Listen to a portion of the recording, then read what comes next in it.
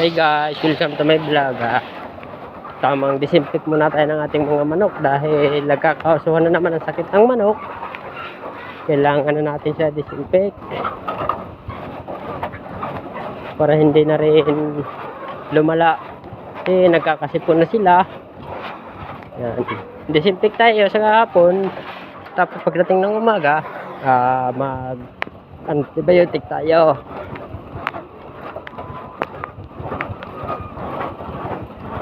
Para hindi mahawahan, hindi magkahawahan ang ating mga alaga.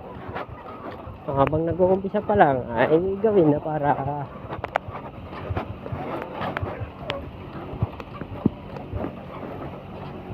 hindi makahawa.